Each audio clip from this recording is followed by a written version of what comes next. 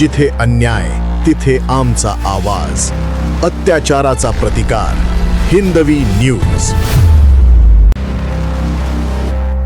छत्रपती शिवाजी महाराज महसूल अभियानांतर्गत आयोजित करण्यात आलेल्या महसूल समाधान शिबिराला आमदार प्रशांतभाऊ बंब यांनी भेट देत नागरिकांशी थेट संवाद साधला. आंबेलोहोळ आणि खुलताबाद येथे झालेल्या या शिबिरात नागरिकांच्या विविध महसुली अडचणी जाणून घेत संबंधित अधिकाऱ्यांना तातडीने कार्यवाहीच्या सूचना देण्यात आल्या. आंबेलोहोळ न खुलताबाद येथे आयोजित महसूल समाधान शिबिरात आमदार प्रशांतभाऊ बंब यांनी उपस्थित राहून नागरिकांच्या समस्या ऐकून घेतल्या. यावेळी उत्पन्न, जात, रहिवासी दाखले, 7-12 उतारे तसेच इतर महसूल विभागाशी संबंधित सेवांचा आढावा घेण्यात आला. नागरिकांनी मांडलेल्या विविध अडचणींचे तातडीने निराकरण करण्यासाठी संबंधित अधिकाऱ्यांना आवश्यक सूचना आमदार बंब यांनी दिल्या. यावेळी बोलताना आमदार प्रशांतभाऊ बंब म्हणाले की राज्य शासन लोकाभिमुख, पारदर्शक आणि गतिमान प्रशासनाच्या माध्यमातून शासनाच्या योजना व सेवा प्रत्येक नागरिकापर्यंत पोहोचविण्यासाठी प्रयत्नशील आहे. मुख्यमंत्री देवेंद्र फडणवीस यांच्या नेतृत्वाखाली राबविण्यात येणाऱ्या अशा समाधान शिबिरांमुळे नागरिकांची कामे अधिक वेगाने मार्गी लागत असून शासनावरील विश्वास अधिक बळकट होत आहे.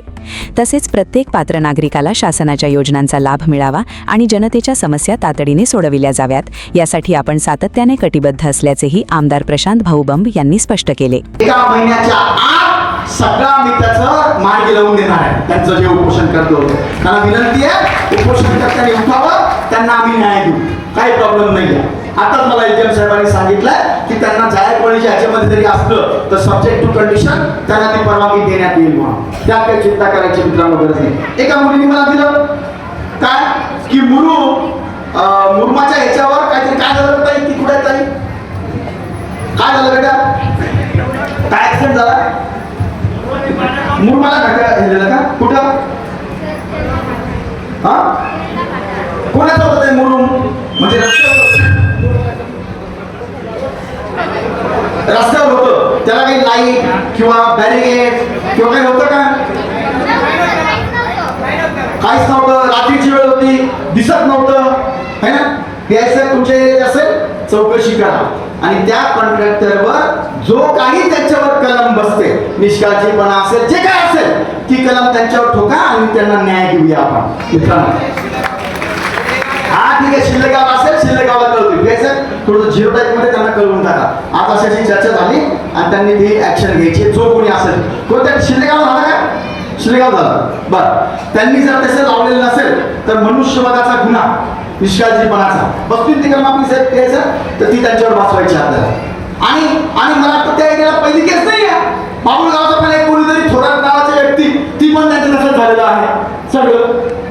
आणि ग्रामपंचायत सदस्यांनी थोडं लक्ष ठेवलं पाहिजे की आपापल्या एरियामध्ये जी कामं चालू आहेत ना, ती इस्टिमेट आपण घ्यायची आणि ती इस्टिमेट घेऊन काय जण काय करतात माहिती का, फार जोरात बोलतात आणि मग मुरमावाल्याला फोन करून त्याच्याकडनं मांडवेली करून घेतात, वाळूची मांडवेली करून घेतात. रस्ता खराब झाला तर रस्ता चांगला करून घे ना बाबा. त्याचे हेतू कसे असतात, त्याच्याकडून काहीतरी घ्यावं, हे नसावं. आपण मोठ्या पदावरचे लोक आहोत, प्रतिनिधी आहोत, मोठे मोठे पद आपण धारण केलेली आहेत.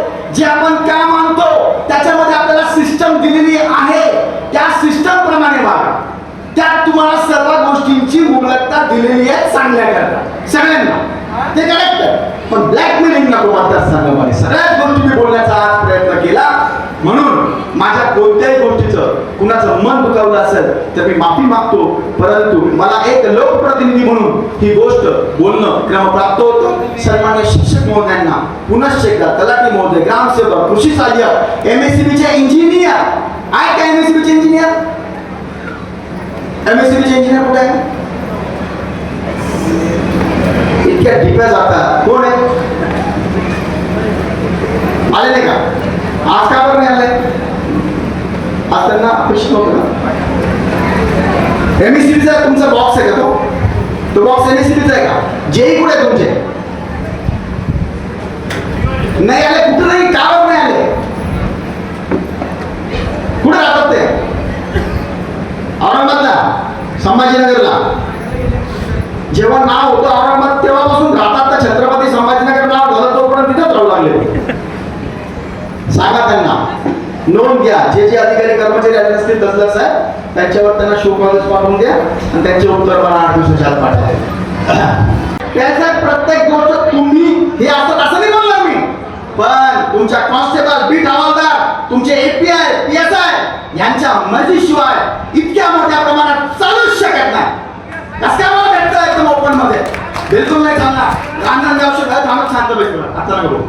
जे खेळपूरची रांजणगाव असेल, आंबेलोर असेल, जो एरिया तुमचा आहे, मी सर्व PI साहेबांना सांगू लागलेलं आहे.